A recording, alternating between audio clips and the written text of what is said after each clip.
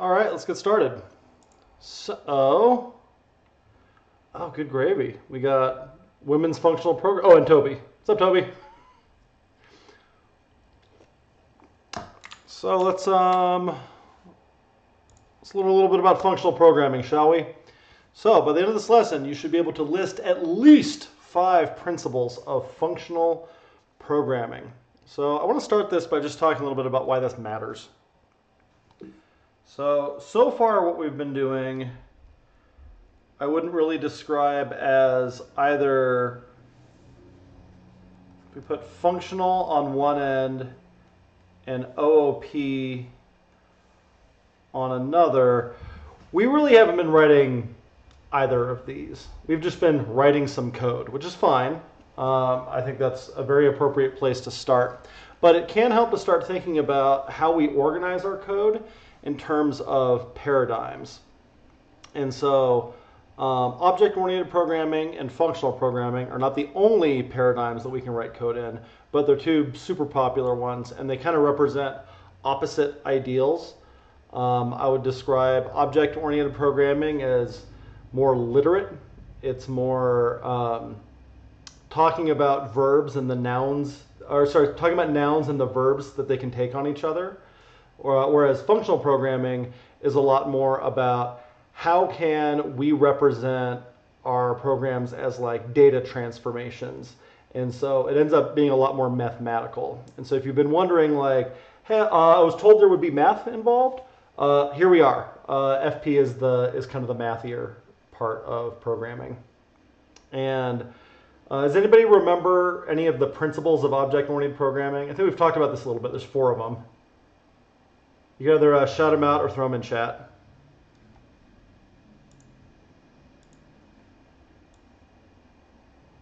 Everything is an object? Everything is an object is part of the definition of OOP, not one of our 4 principles, though. Good call. Hey, Kyle, would it be encapsulation, abstraction, Yep. inheritance, and I forgot what the last one was always. Something morphism? Yes. Okay. Somebody help Amy get the last half a word. I'm assuming poly? Yeah. There we go. You got all 4 of them. Congratulations, Amy. So encapsulation.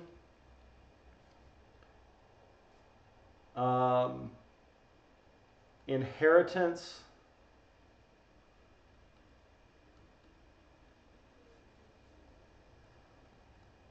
Polymorphism, and abstraction.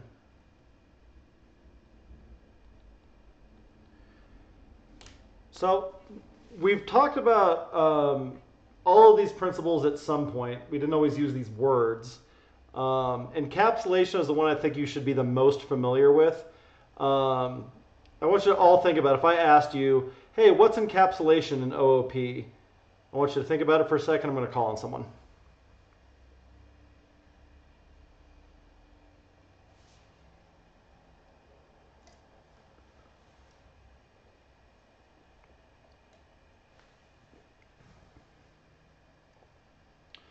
All right, Stacy, give it a shot.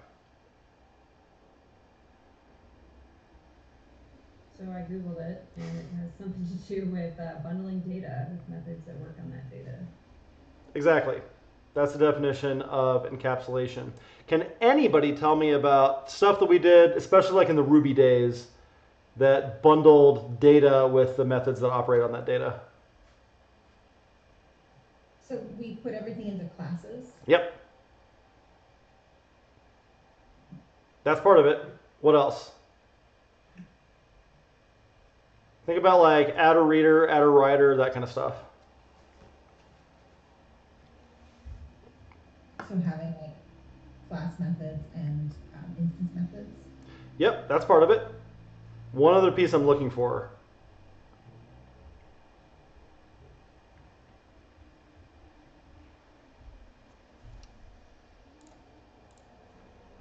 Initialization, also part of it. Still one more big piece I'm looking for. Has to do with how we interact with data, with state, really.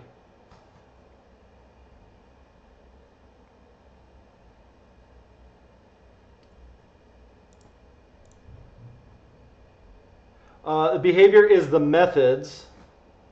So how about, you ever notice how we could never actually access any of the state of an object directly?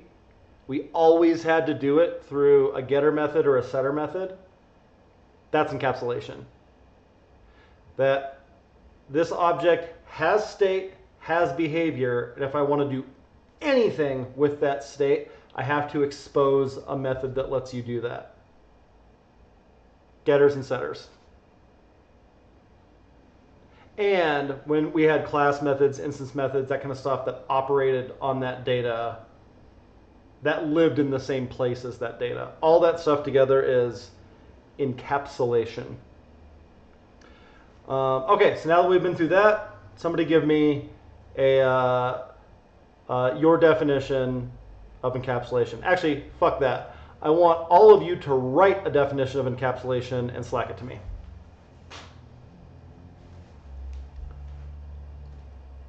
I'll give you a minute.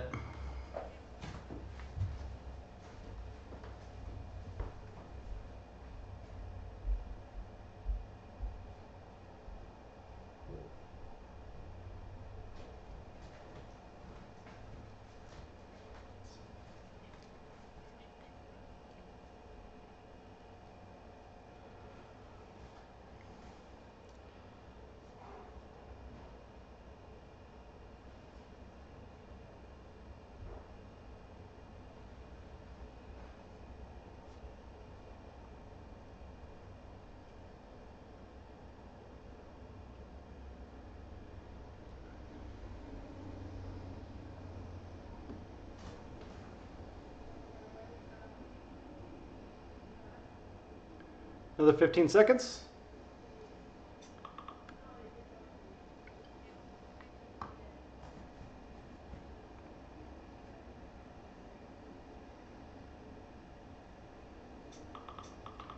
Good job, Mez. Great job, Stacy.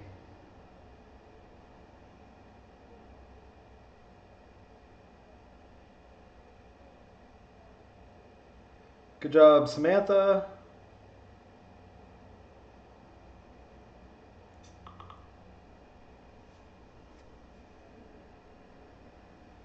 Good job, Amy. All right, Toby, don't fuck it up.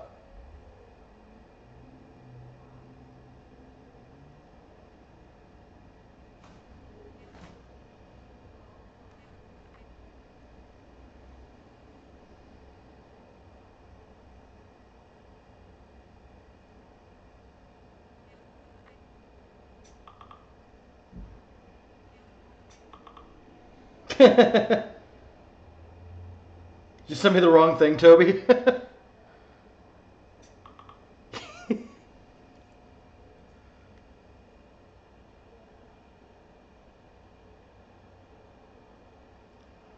While he's doing that, these four, so encapsulation, inheritance, blah, blah, blah. Yeah. These are describing OOP? What was the... Those are the principles of OOP. So like the definition of OOP is that everything's an object. All right, cool. How does that help us make software? These four things are how we make software with OOP.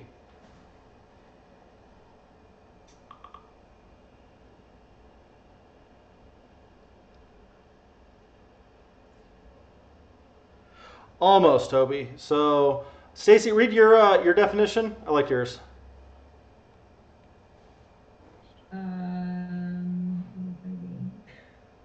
Okay, encapsulation, bundling data and methods for that data into one unit, like a class, and including ways to expose that data. Yep. So the data and the ways we operate on that data live in the same blob.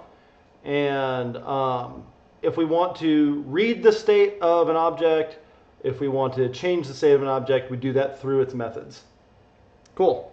So these are principles of OOP. These are not the only ways that we can write software.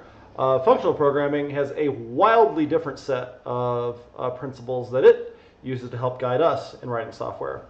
So what I want to do is I'm going to put 6 minutes on the clock, and I want you to look up principles of functional programming and make a list, take notes, and then we're going to go through them all together.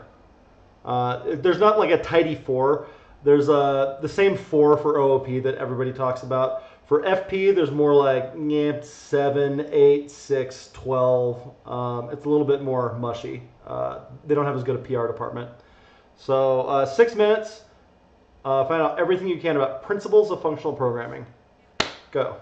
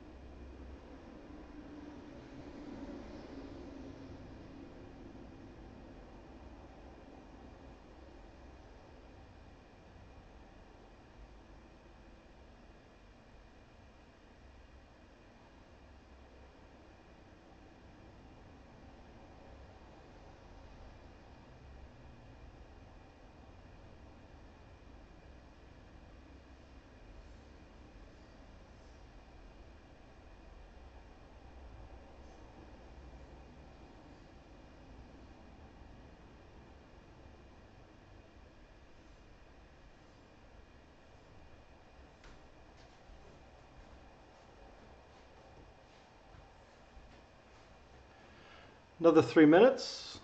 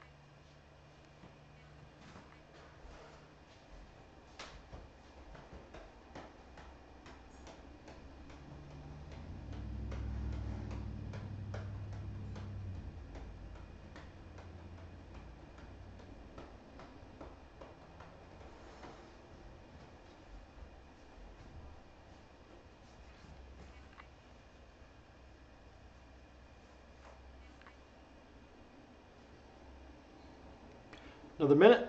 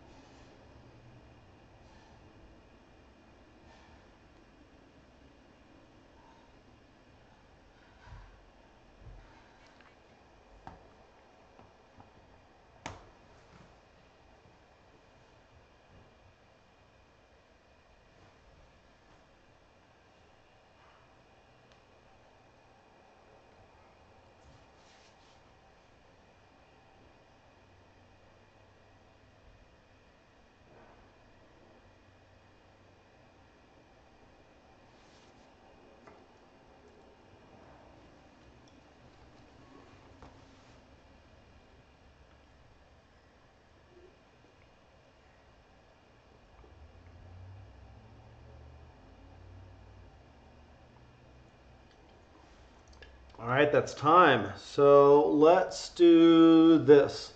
I'm going to go top to bottom, and I want you to give me one of the things you found, and then we'll discuss it a little bit. Amy, give me one of the things you found. Ugh. I wasn't expecting that. Purity? Wonderful. Let's talk about purity a little bit.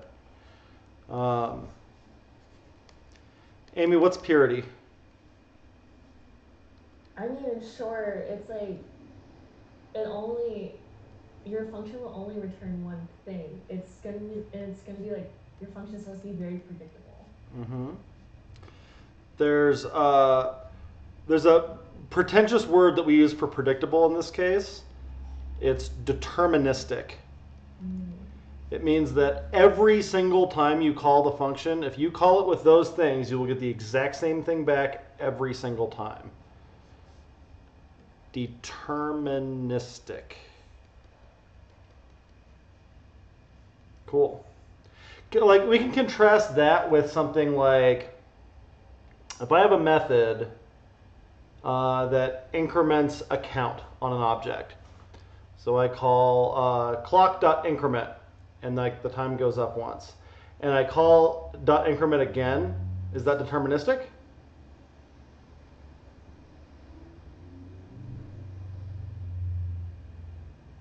No. Okay, why not? It's predictable. It does the exact same thing every time.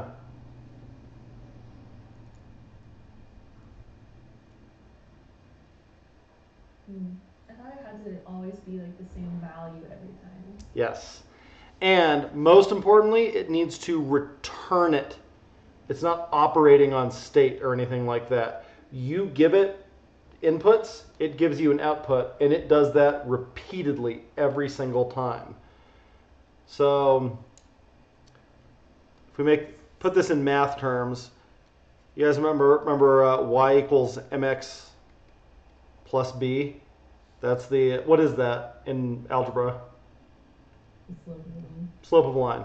So we say that I can find the y coordinate if I know the y-intercept and the slope of the line and the x-intercept. For any x, I can find its y.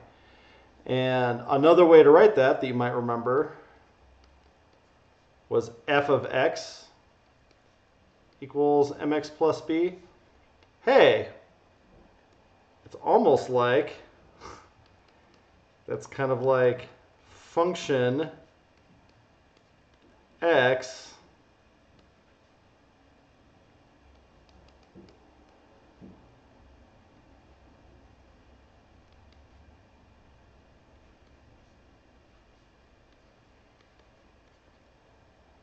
like that.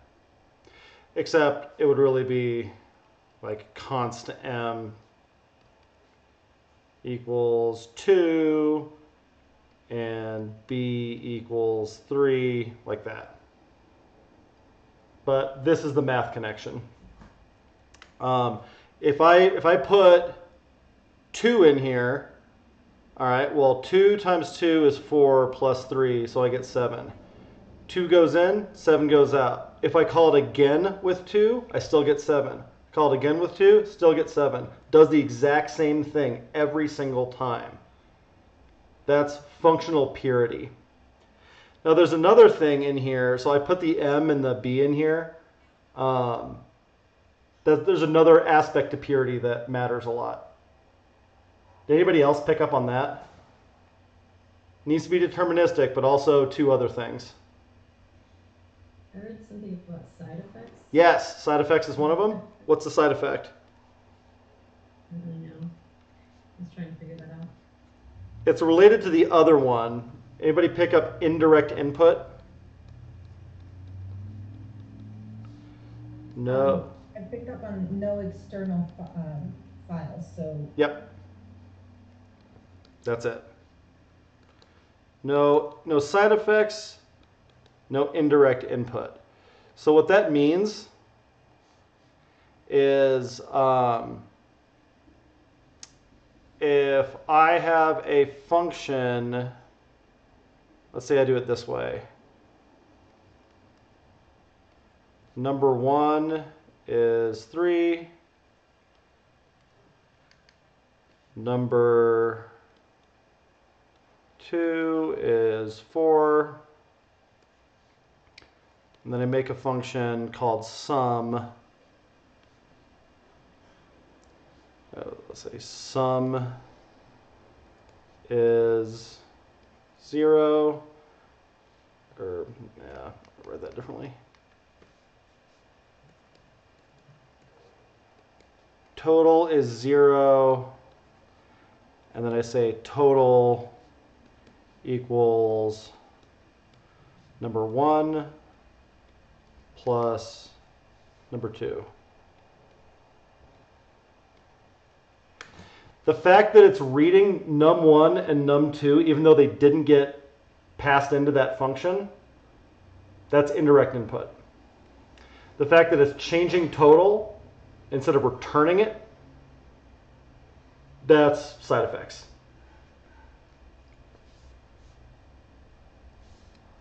So problem number 1 is indirect input.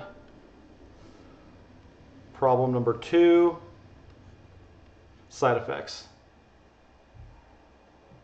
All a function should do, if it's pure, is take in inputs, operate only on those inputs, and return an output. And the same one every single time, given those inputs. Questions about functional purity?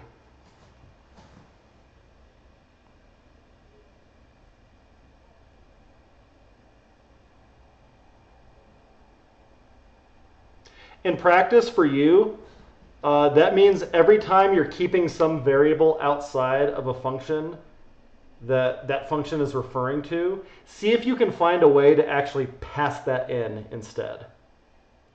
And then return and potentially like reassign whatever the thing is. I'm going to show you this one more way because I think it matters. One way to look at basically all software is we take in some inputs and we get an output. Like this describes software as a whole, this describes functions, this describes all sorts of shit. Inputs, outputs, and then this is whatever the system is. If everything that we need to turn these inputs into these outputs is in here, doesn't even matter how complicated it is.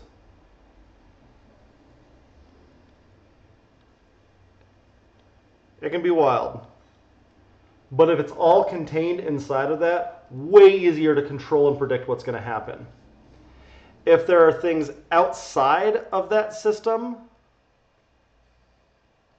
that get read from and written to in the process of generating this output, now our system is harder to understand, it's more brittle, because they depend on things that they don't own. That's why we care about functional purity. That's why FP people care about functional purity. It's why OOP programs are so fucking hard to debug, because all of them depend on stuff that they don't own. Suck.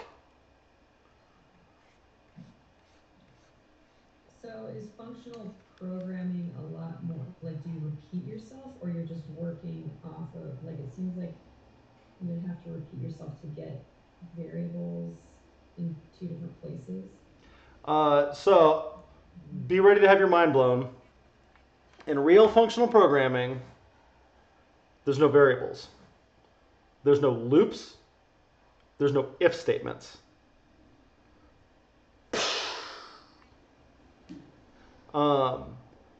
Instead of like looping, like with for or while or something like that, we have map.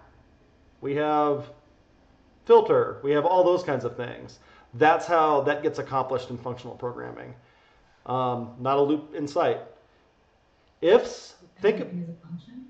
Sorry. everything is a function. So if in OOP, everything is an object, in FP, everything is a function.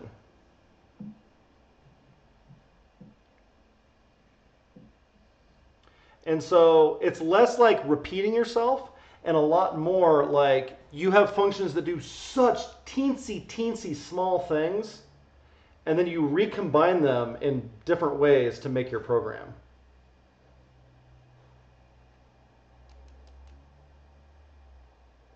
Cool.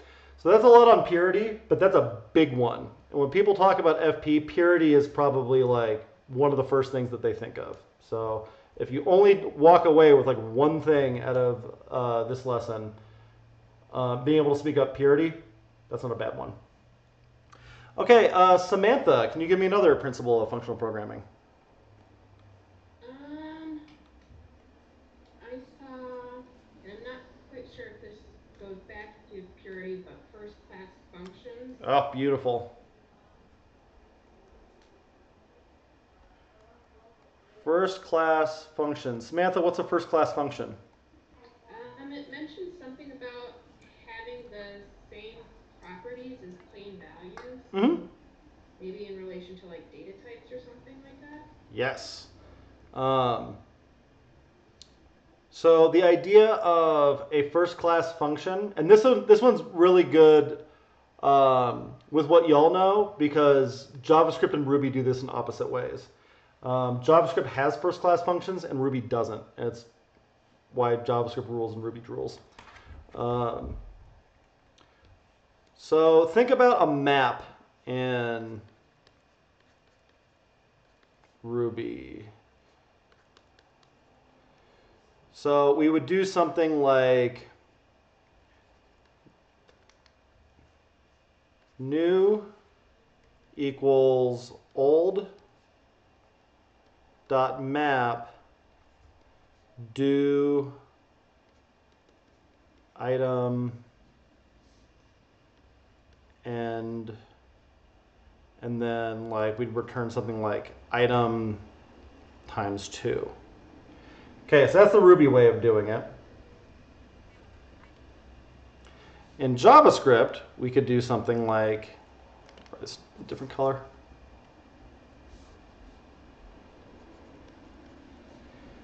New equals old dot map double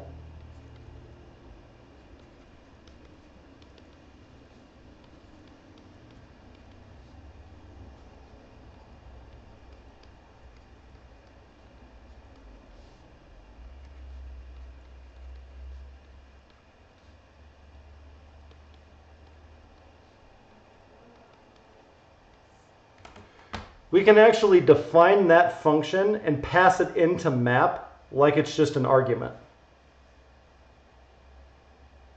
Can't do that in Ruby. That block that we're passing into map, let's say we did that same block all over the place. We can't save that in a value and reuse that. We can in JavaScript. Should in JavaScript.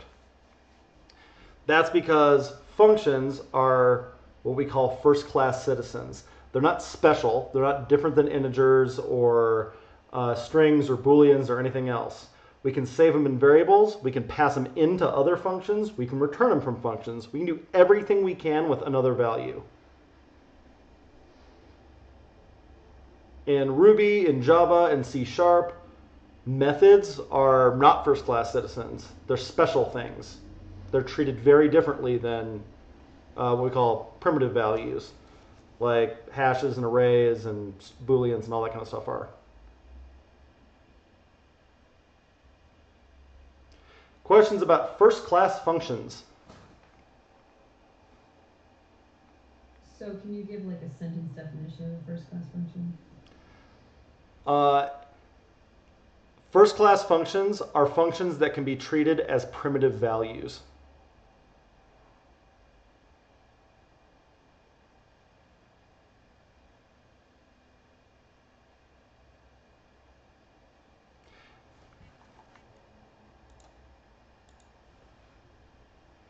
That is not Toby. That is another awesome principle that I hope you'll bring up.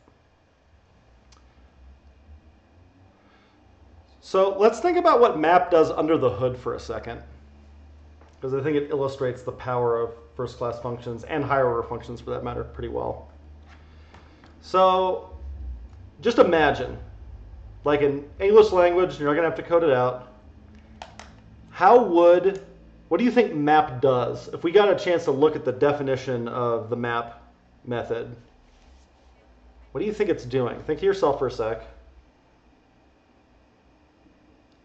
We know that it takes in a function, and that function takes in an item from like a list.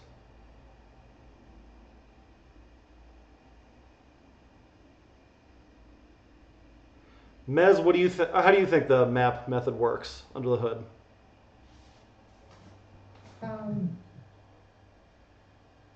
Is it just like a loop under the hood? Kinda, yeah. So it takes in like the data that it's supposed to, and then it. Well, map takes in a function. Sure. Yes. It takes in a function that like iterates through something. Ooh, almost. We're halfway there. It takes in a function, but that function doesn't iterate through something. Mm-hmm. Who can help Mez out?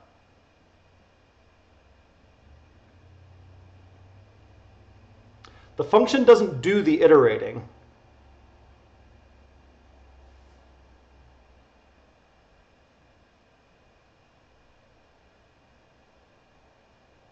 That map method is iterating through all the things in that list and calling the function on each one of them.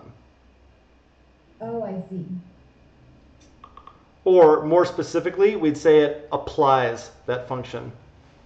So a pretentious word for map, filter, all those kinds of things is applicative, because you give it a function and it applies that function to everything in the list.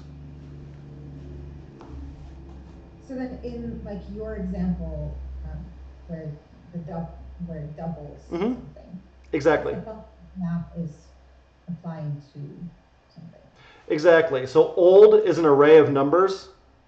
Double gets applied to each one of those, and our new list has the value of whatever that application returned.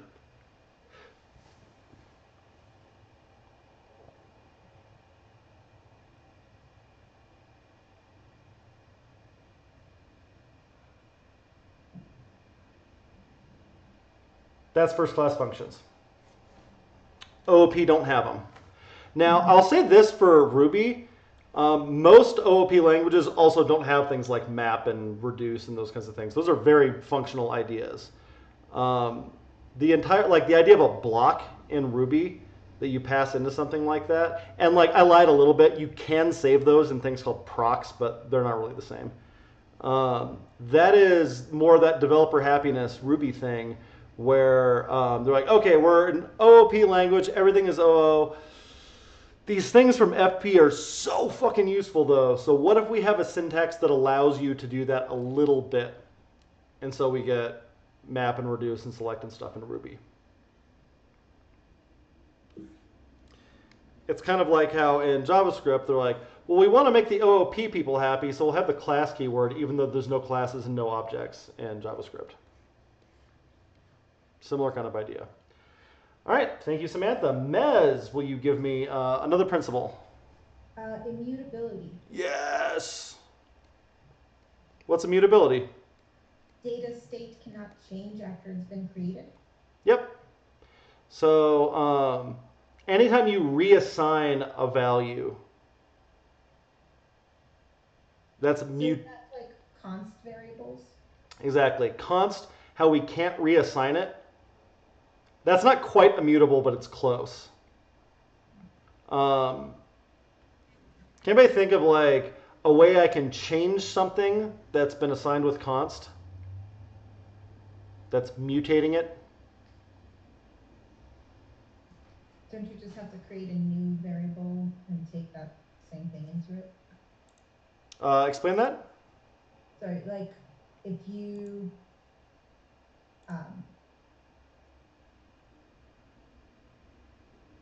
like if you create another variable that takes in the same like information that the previous variable had, but like changes it. So hold on, Toby's got it. It's not map. Map does a transformation and makes a new value, a new array, gives us that. But Toby says changing what's inside an array. That's not a reassignment. If I assign an array to some const variable and I start pushing things into it, popping things off of it, that doesn't throw any errors. But that is mutating the array. So const is close to mutability, but not really. And this, we'll bring this back to math. When we talk about like assignment in programming, it's really easy to think of that as math, but if I have 1 plus 2 equals 3,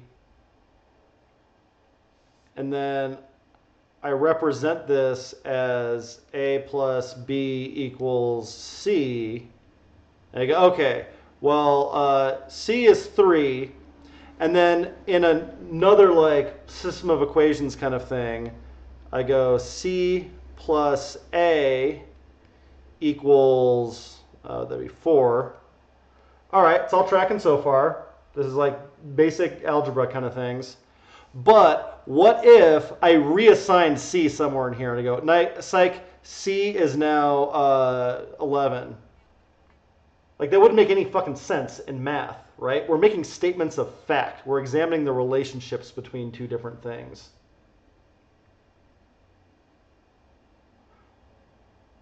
That's the math tie-in.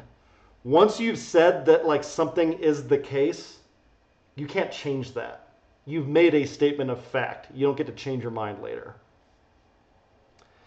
And in fact, this idea of a variable being reassignable was invented by this dude named von Neumann, I guess it would be, in the 50s, maybe early 60s. And mathematicians across the world lost their fucking minds. So like that doesn't make any sense.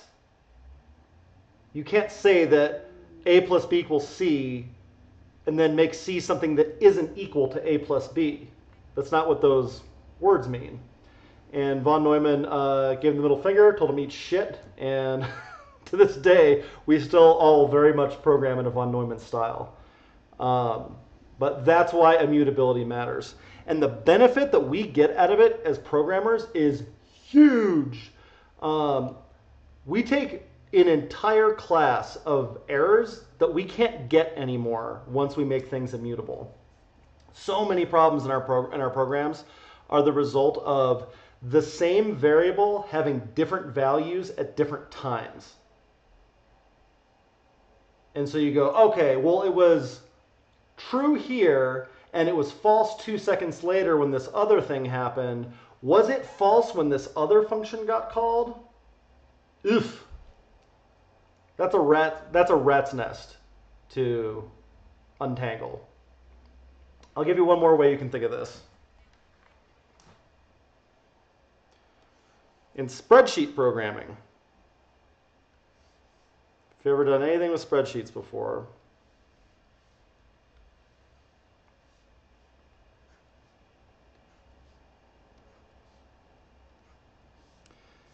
if you have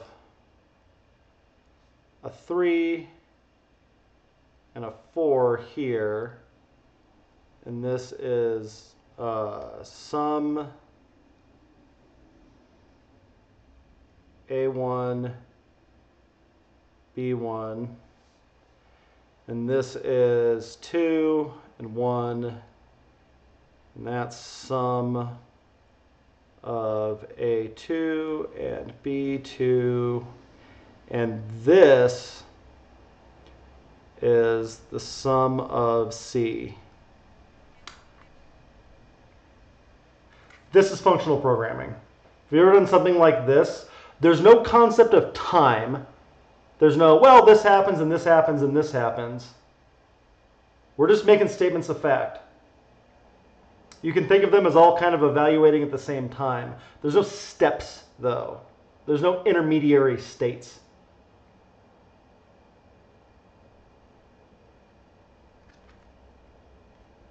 And we get that because these are immutable. All right, now I'm going to lob an easy softball to Toby that ties into what we were just talking about. Toby, what's one that you found?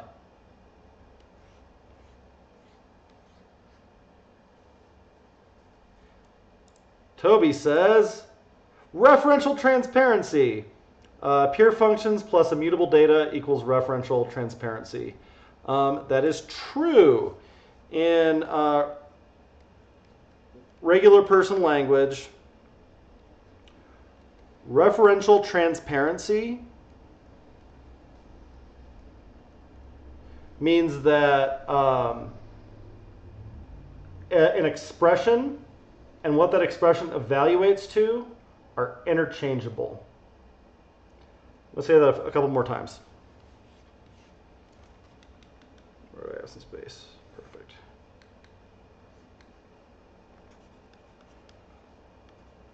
Referential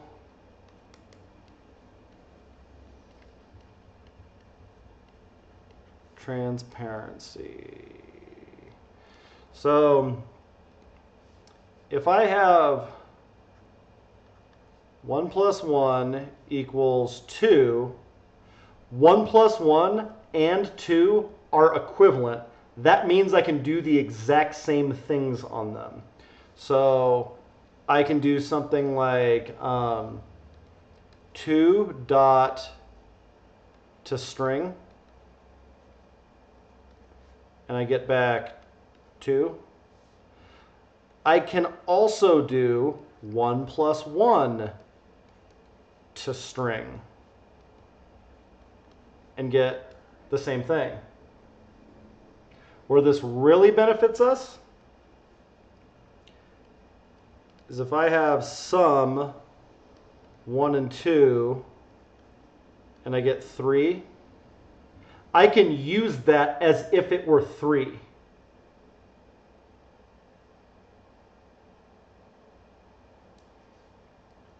A way that you might have used this already. Const sum array 1, 2, 3, and then we do sum array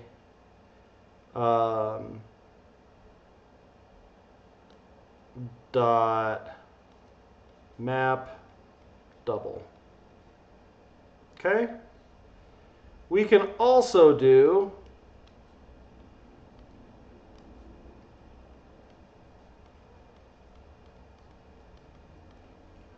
because sum array and the array 1, 2, 3 are identical. They have referential transparency. If we wrapped it in a function and invoked the function, it does the exact same thing. An expression and what that expression evaluates to are interchangeable. That's referential transparency. One more. I make a function called getString.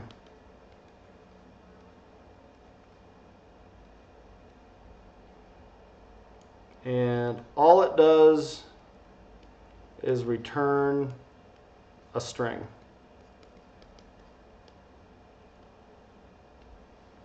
That means I can do something like getString.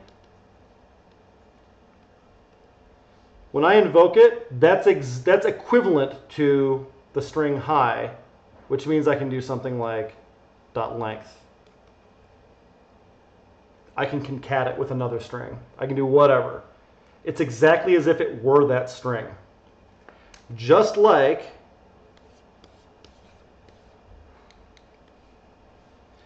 I can sum these cells as if they were these values because they can't change.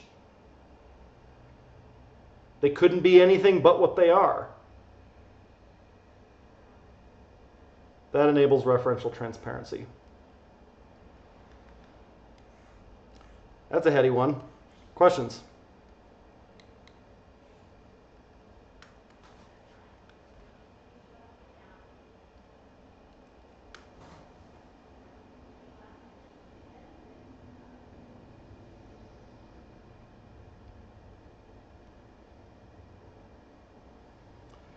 All right, Stacy, give us one more.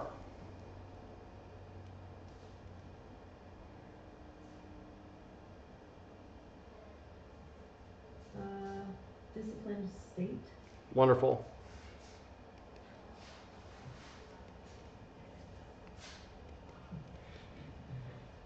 So Stacy, what's a disciplined state?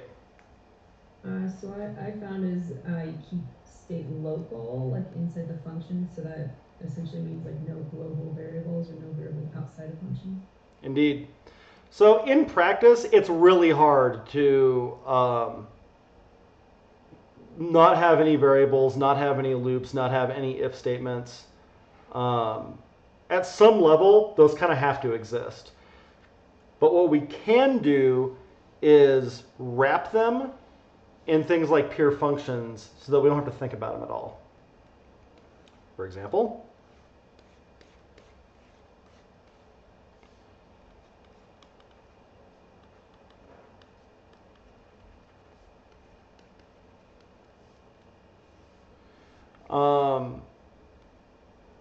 I need to, let's see, think about how I want to do this.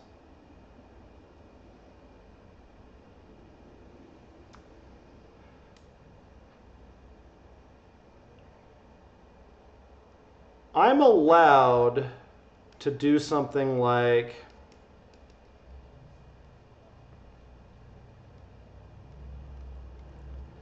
so let's say I have that sum function that takes in an arbitrary number of things. So we'll rest it into numbers. And now when I do this, maybe I do something like, all right, so I have this array of numbers, and I want another function in here that's like const sum2 that takes A and B and returns A plus B. And then I want to save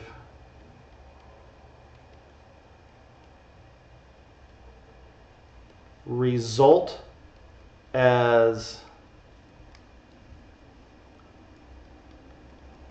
numbers.reduce and then give that sum2.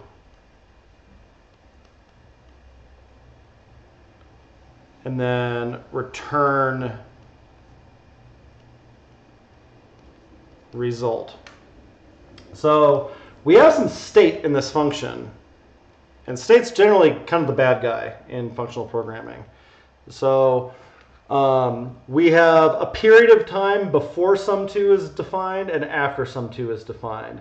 We have a period of time where result is defined and a period of time where result isn't defined. We're saving result in a value and then returning it. These are not very functional things. However, by wrapping it all in this function, anything that uses sum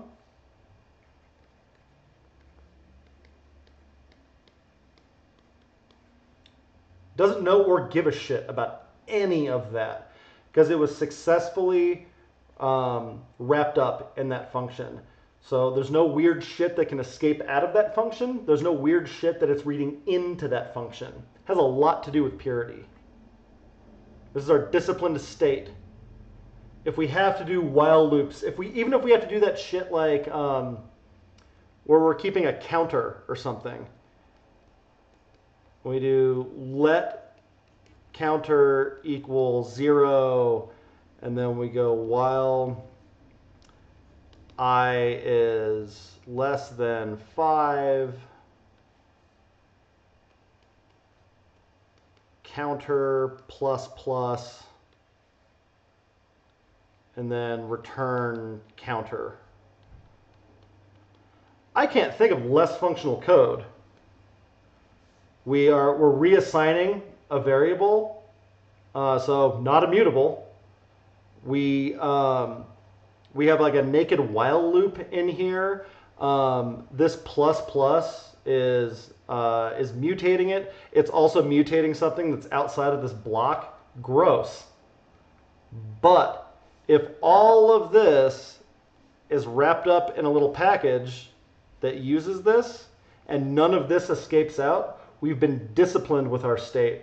So we get a get out of jail free card. Anything that uses this function doesn't have to pay for its sins. So you can have variables in functional programming if they're inside functions? If you're disciplined with them, which means like they're inside functions and they don't leak out and they're not indirectly read. Well, that's a little lie. There's actually a very good reason to do that in functional programming, but we're trying to be and keep their lifetime as small as possible. We're allowed to do that. Within that blue box, you wouldn't have like another function that you're calling and passing Right. on that variable to that function. Exactly.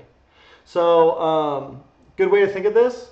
At some level, whether it's in JavaScript or C++ or machine code or whatever, that map method that we're using, that's so functional. At some level, it's using fucking while loops and reassignment and all that kind of shit.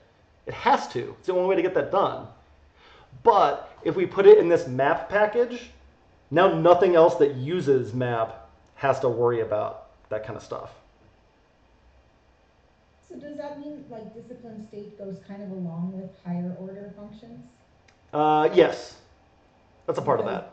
A higher order function takes in other functions, so you could like the pure functions that would be discipline state like would go into a higher order function? Yes.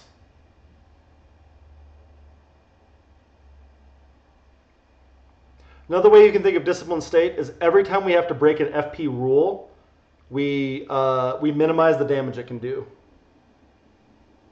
We wrap it in a function, we make sure that function does as little as possible, and then let other people use that function. That function went to hell so you don't have to.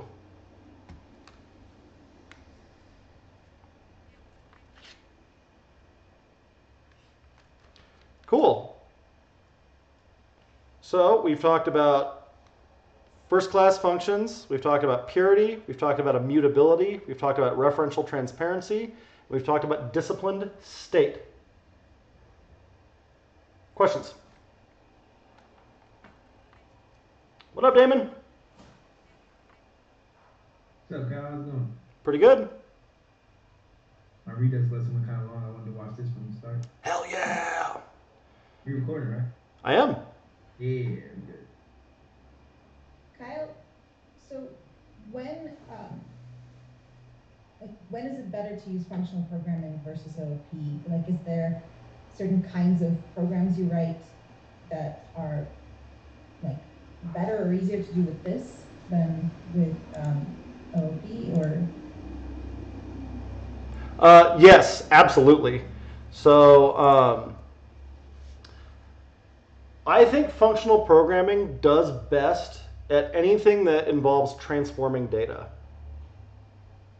I'll give you an example. My last job, I primarily worked on a calendar app. So doctors would input availabilities, teachers would input availabilities, and then we also managed like room bookings and equipment bookings and those kinds of things. So what I did was I took in all of those different availabilities and then subtracted them all out. And then how the application worked is like you give people options. You go, okay, you have these blocks available that where all these things you need kind of coincide.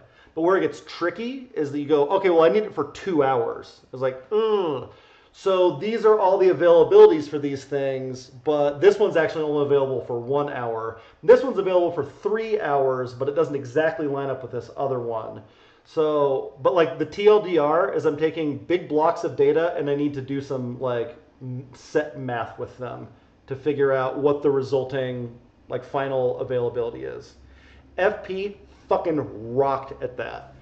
Not only was like the code I wrote for that fucking bulletproof, like it would be impossible to introduce an error into it, but also like I refactored it from a procedural version that the dude before me wrote that was step by step by step by step by step, and mine was 1/10 the length his was. Now, like the trade-off is that it reads like a math equation, so like it's a little inscrutable. Whereas the procedural one, you could figure out what every single step was doing, but it wasn't necessarily very descriptive. So many places that like teensy tiny little bugs would hide that you wouldn't see every time. You'd only see it sometimes, and so you get very unpredictable software. Functional programs tend to be very predictable, and so it just kills at that. OOP, on the other hand, if your problem is best described by nouns verbing each other, OOP is like probably a pretty good fit for that. So like in the Develop Denver app, we have people who can get tickets, and those tickets can be either we can call redeem on the ticket, and it changes the person's attendee status, and the person can have many talks and like that kind of shit. OOP works a little bit better for those kinds of like modeling problems. But anytime we needed to do like a data transformation, like how much money am I going to lose on giving speakers free tickets, something like that. That problem is going to be way, way better solved with functional programming.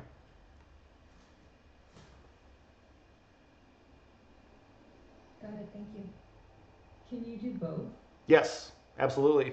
And that's one of the things I like the most about JavaScript is JavaScript just dances back and forth between those two paradigms pretty effortlessly. Whereas like Ruby, it's so painful to try to write anything functional in Ruby. The language just does not want you to do it. Frankly, Python's the same way. Despite being like, and I asked like a data person about this. I was like, all right, this is the data language, then how come it's so fucking hard to do functional data transformations in Python? And the answer I got was like, it's because it's for people who need to write these data transformations, like scientists and stuff, who aren't programmers.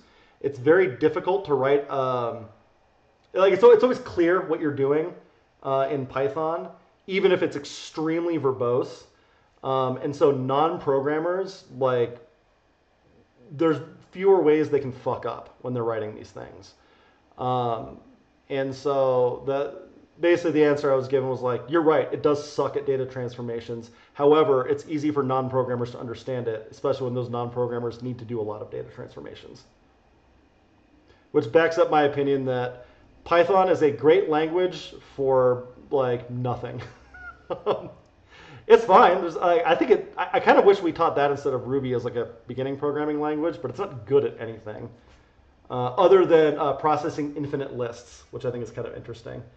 If you imagine like an array that's like continually getting things added to it, you can iterate through that in Python without there needing to be like a final value of it or something. So it works with data streams really well. But it sucks at everything else. It sucks at OOP, it sucks at FP, it sucks at everything.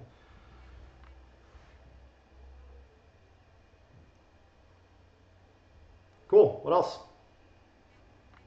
Hey, Kyle. Yeah. Question.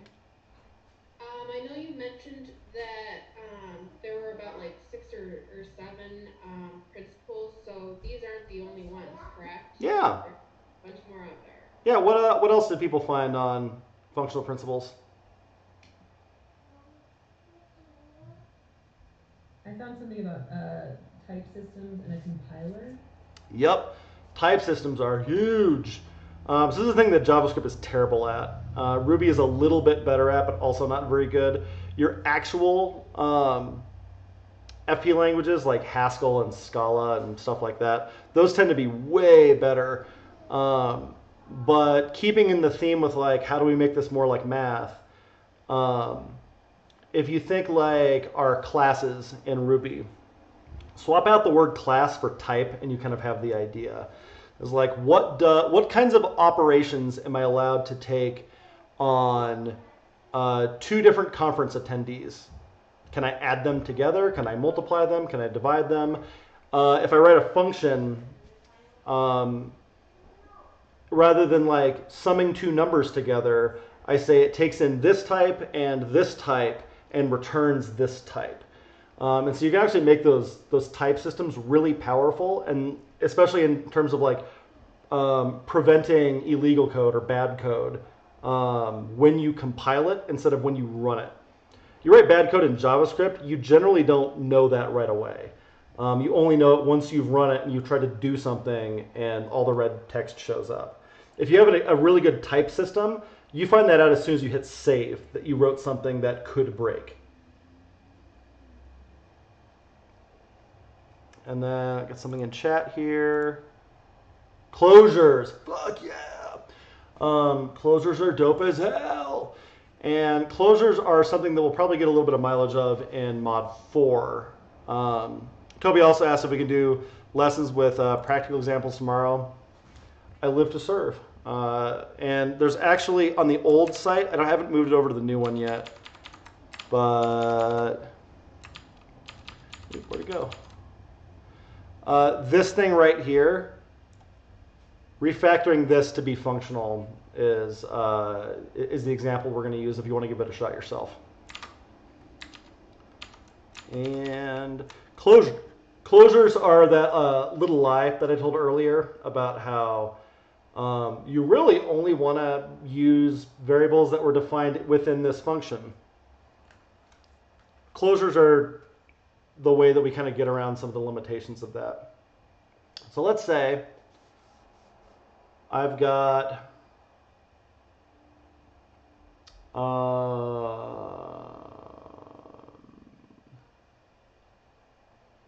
instead of double, I make a function called multiply by. So I don't have to just double it. I could triple it, I could quadruple it, I could do whatever.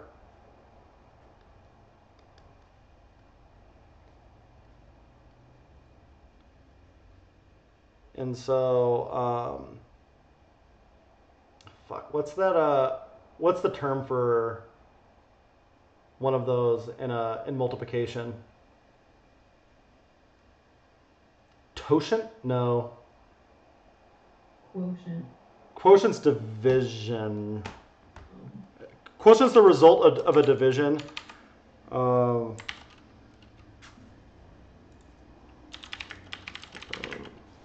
NOR and multiplication. Multiplicand and multiplier. There we go. So multiplier is the word I'm looking for. So we take in a multiplier. Sick. So what I want to be able to do is something like 1, 2, 3 dot map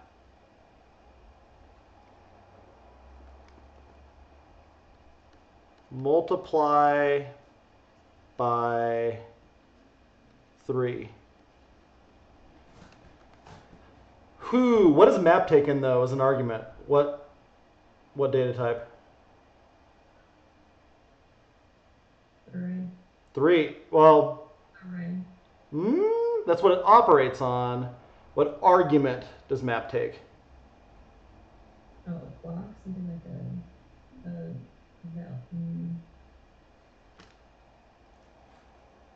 what is this index? I don't know. Not index. Let's take a look at one of the other ones we did.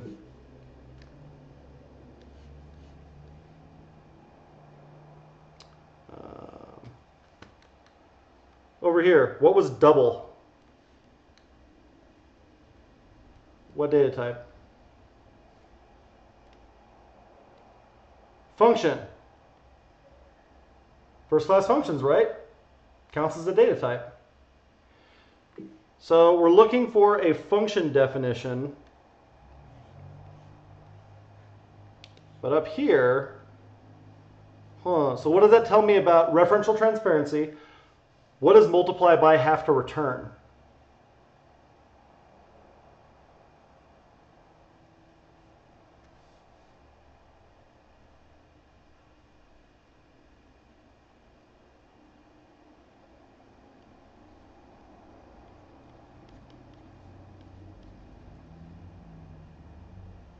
An array?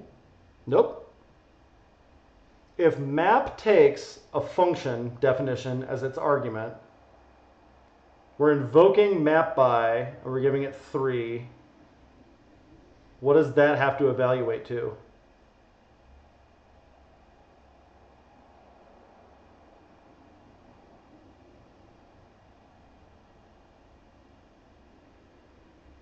A function definition. Hey, we got the right answer.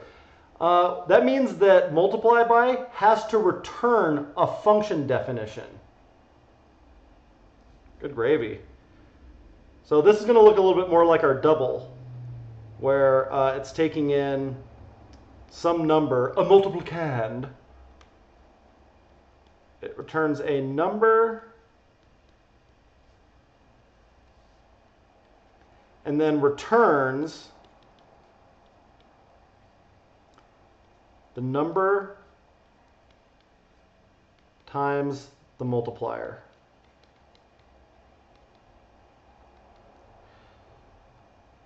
So this looks all crazy, but if we break this down,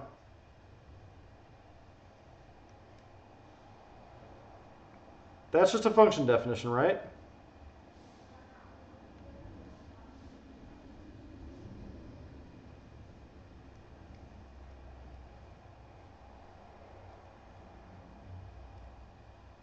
This is just a function definition. It's a function that returns another function, which happens to be what map is looking for. Map wants a function. Cool. I can call this one, and once I invoke it, I get this one. This is the closure part. This is the magic. I can see multiplier even though it wasn't defined in that function. I called it up here. So really what multiply by 3 is it gives me this function that can see that argument. That's a closure. It closed over the thing that got passed in. So even though I'm inside this function definition, goop, I swallow that thing up because it's in my scope. I closed over it. Once I did multiply by 3, that function's donezo. Doesn't exist anymore. I can still see multiplier though, because I had a reference to it hiding here the whole time.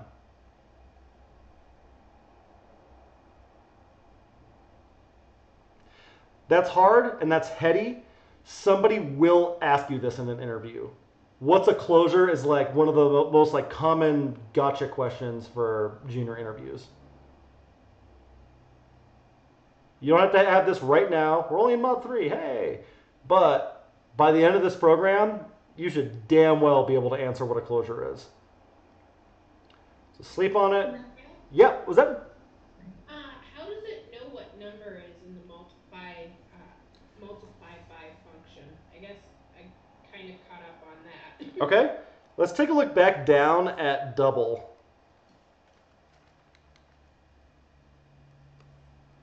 When we defined double, it has this number parameter, right? When we give it to map, map is going to call it with each individual thing in the array. We don't call it, map calls it. Or if I wrote that inline, that would be old.map, and I might say something like number times 2. This is a really hard like jump to make at this stage in like your programming career, but you have to start getting used to thinking of this and this as being the exact same thing, because they are. They're identical.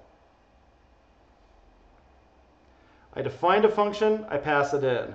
I inline the function with fat arrows. 2 ways to do the exact same thing. So if this takes in a function that has this argument, and this is like where the types thing comes in, because it's not just any old function that it wants as its argument. It wants a function that takes in one thing that it will operate on, that it will apply the function to.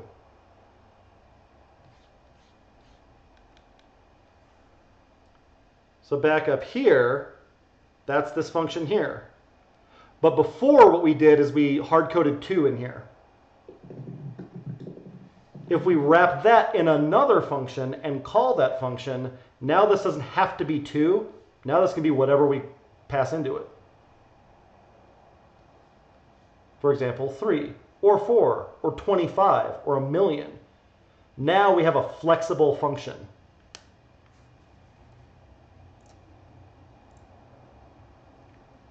You say that you're readjusting the scope so that to take it to another argument. Kind of. That's probably a useful way to think of it. It's not 100% true, but the like doorbell that you'll need to listen for, like, oh, I know, I'll use a closure, is, oh, fuck, well, I want to split out this function that I'm passing into the map because Kyle told me that I should stop inlining that and be a grown-up and put it in its own function. But shit, I needed to be able to see this other thing that's usually up here. If I do like multiplier equals 3, and then I'm inlining this whole thing there, that'll work right up until I break it out. And then it can't see it anymore. Closure is how we get around that. Can we add the closure question to our talking code lessons? You're one step behind, Mez. Already did. Actually, I think it's like one of the next questions on that list. Awesome. That one's going to take a little bit. Closures are hard. I don't think I've ever met somebody that like got closures the first time it was explained to them. We're going to have to wrestle with it for a little bit. But of all of these things, that one's super practical, especially in React. Is this related to currying? Yes. Can you elaborate? So currying let's see. Well done, Damon. All right, so aside from this map example, I'm going to keep my multiply by.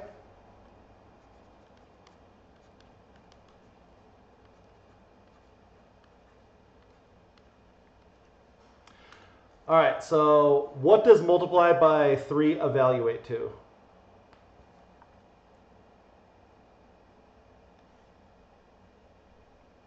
Referential transparency, what is this equivalent to?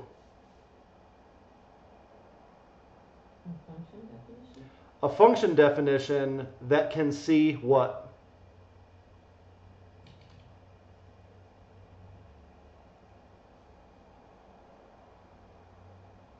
Inside multiply by? It's a function definition that can see this argument that we passed in. Cool. But a function definition, if I evaluate this in the terminal, I just get that function definition back.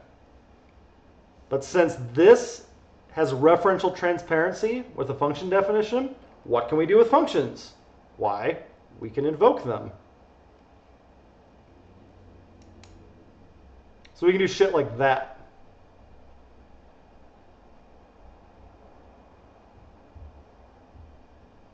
Sorry, what does that do exactly? Gives us 6. This is currying. When we have a function that needs to take multiple arguments, but we want to apply we need to, for whatever reason, like that map example, apply them one at a time. And then we just invoke the resulting functions that we get back. You can do that as many times as you need to. If the result of this was another function, then we could invoke that too.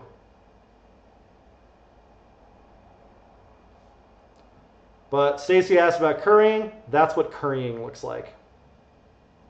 And that's not actually like a special math term or something. It's named after the guy who invented it. His name's Haskell Curry. Inception invoking. It's exactly what it is.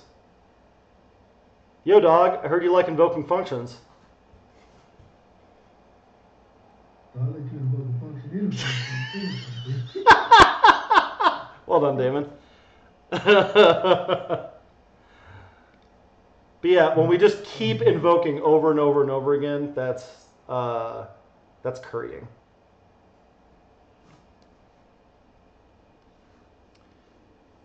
I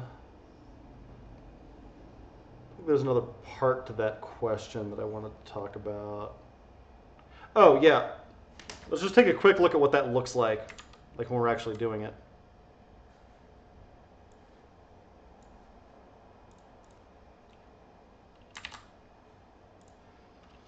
All right, so let's do that multiply by example. I make a function called, multiply by that takes in a multiplier. Actually, I'm going to do this with a text editor.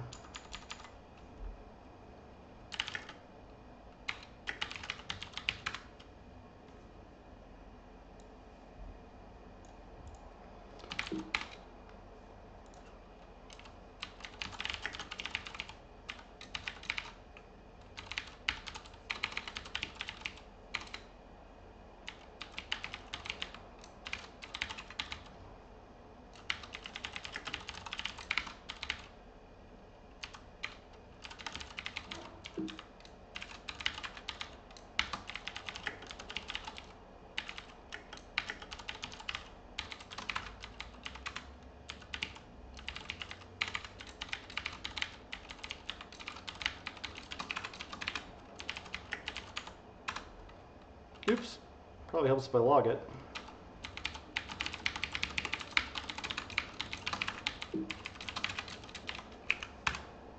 Six. Take a real close look at that.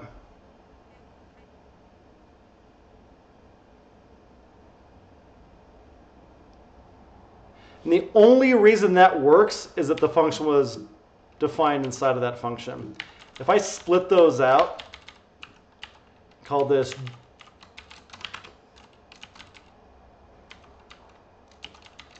something like this.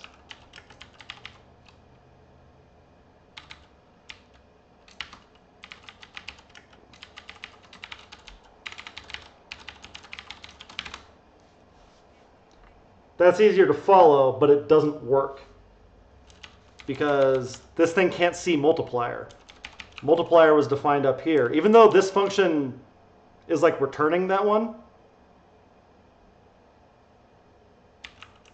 doesn't work. But this can see multiplier because it's in the same scope. So when I call multiply by, I get back a function that can see this multiplier I passed in. And when I invoke that, it doesn't throw an error. Sick.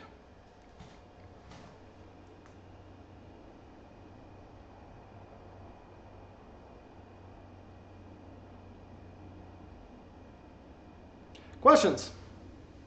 So in your example, is 3 multiplier or is 3 number?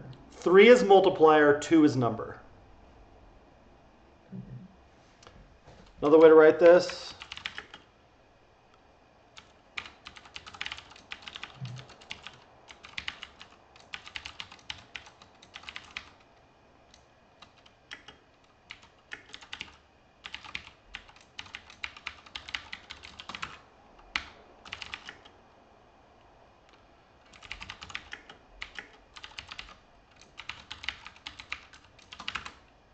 That's the same thing.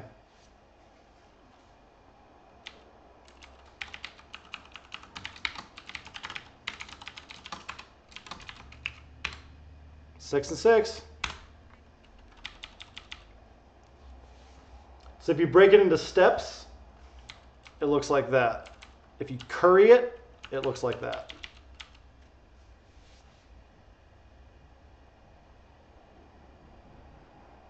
But the power of doing that is I can also have that.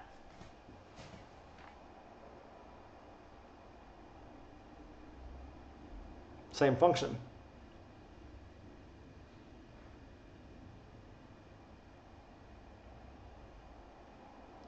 Questions?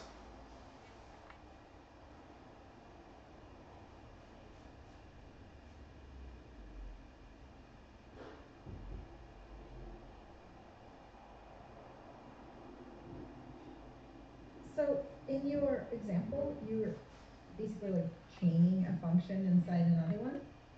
Is there a limit on how many you can do? Like, could you add another one in there? We can do as many as we want. So let's do that. So, Other multiplier.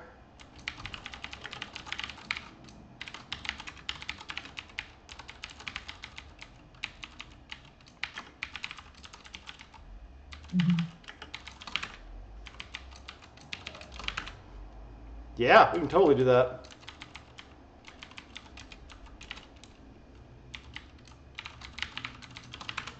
Like that. There we go. Now, that's how JavaScript people would write it. It's not how functional people write it, though. Functional people would write it like this. Actually,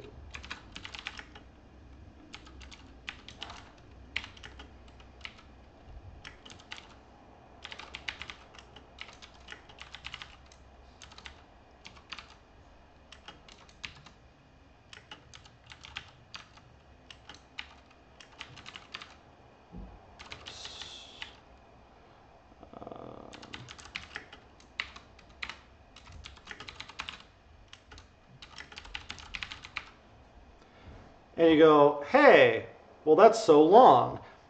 That's why functional people do this kind of annoying shit.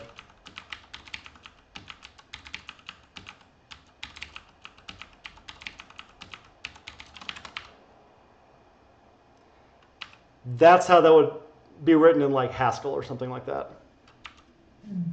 It's inscrutable, super fucking hard to read, but I mean, the thing above it and below it, these are the same thing. And so you can express a very dense amount of stuff very simply. And all of a sudden, it starts looking like math again. And math, you'd write that as f of m of o of n equals m times n times o. That's how it would look in algebra. Same shit.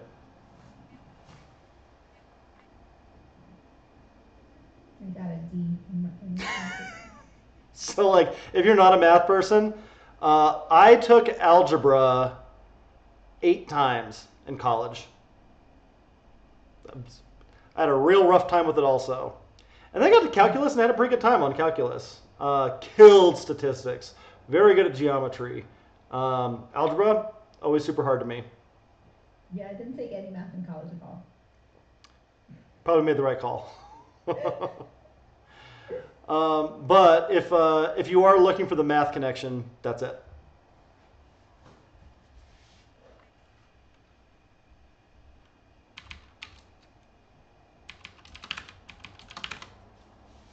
Other questions? Got something over here in chat. Yes, Damon's correct. Yeah, I was starting to write it down. I was just trying to show, explain why you were able to invoke it right after, because that first half becomes that next function. So Yes. I was trying to make it clear. You know, I like how you just did the math part, saying f of m of n of o, and function of those things is the same as what you're doing with that multiplied by 3 to 10. That's pretty cool. Yeah. The This is the case with most math functions also. It's another like kind of hidden principle that we didn't quite get to, is that at FP, generally a function should only have one argument. And if they need to have access to more than one varying thing, you do something like this. It has to do with how you like chart them on a graph or some. It's some like good math reason for that, but that's why currying is a thing. Because that exact same thing, you might very reasonably say, well, why wouldn't I just do multiply by 3 times something like that, just give it 3 arguments? There's like some good reasons why you might not do that. The map is a great example where if I have 0, 1, or 1, 2, and 3, and I want to multiply by, I can't give it all 3 because map is doing some of that work for me. I can give it the first 2, but map needs to call the last one for me. I can't do that if I'm just expecting 3 arguments in the function. And so to increase the flexibility of them, generally you rewrite your functions in such a way that if you have 3 things, that's 3 different functions that get invoked separately.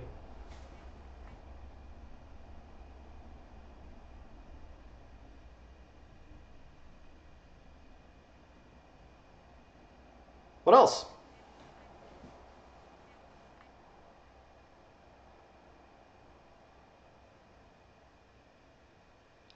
That's a shitload of math for an hour and a half. Good job keeping up. So we got a short day tomorrow, but I wouldn't mind getting some hands-on with some of these ideas tomorrow. Like I said, we'll keep it nice and simple. We'll base it around this. All of you are very capable of refactoring this to do all those things. And shoot, see y'all at Sandown. Oh, Kyle. Yeah. Will you post the link to the old site again? For some reason I can't find it. Absolutely. And Toby's question was, would this result in 6? No, well, it would multiply everything in there by 6. And so I'd expect to see 6, 12, and 18. So let's see if that's what I get.